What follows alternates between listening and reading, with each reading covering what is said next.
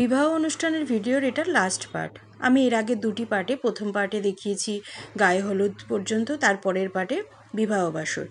এবার বিবাহ বাসরে আরও কিছু রীতিরেওয়াজ আছে, যেমন পরের দিন বিবাহ তো শেষ হয়ে গেল, রাত্রেবেলা সবাই চলে গেলাম, পরদিন আবার এসে অগ্নি সাক্ষী করে সিঁদুরদান হচ্ছে। সিঁদুরদানের রিচুয়ালসটা বাদ ছিল, আমাদের সিঁদুরদানটা পরের দিন করা হয়।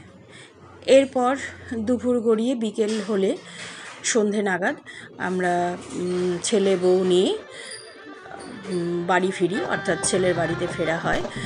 ছেলের বাড়িতে ফিরলে সেখানে বধূবরণ ভীষণ আপ্যায়নের সঙ্গে বধূকে বরণ করা হয়, ভীষণ খুশির সঙ্গে। দেখতেই পাচ্ছেন সবাই কত আনন্দে রয়েছে।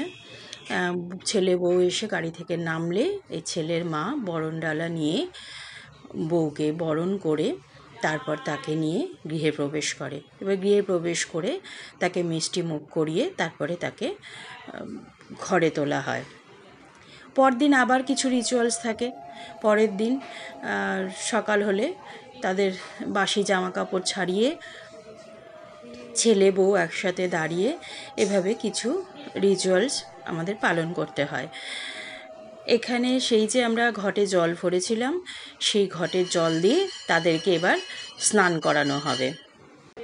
এই যে দেখতে পাচ্ছ ঘটের জল দিয়ে স্নান করানো হচ্ছে। এখানে 3 জন বা 5 জন স্ত্রী লাগে, অথবা তারপরে বড়রা দেওয়া হয়।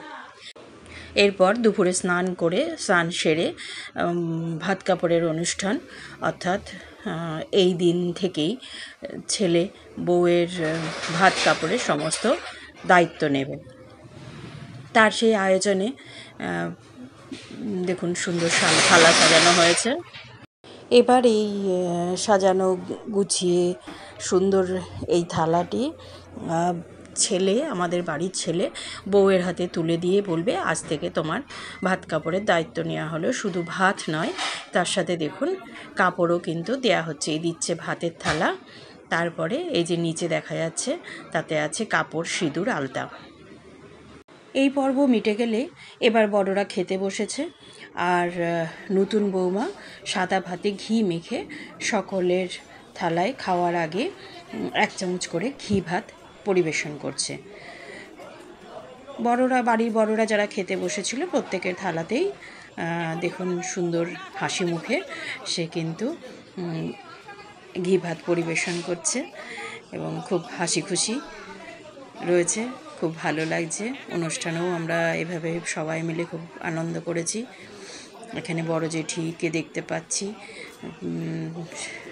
সেজ পিসুকে দেখতে পাচ্ছি। এরপরে নিজের বরের থালাতেও ঘি ভাত দিয়ে তারপর নিজে খেতে বসেছে।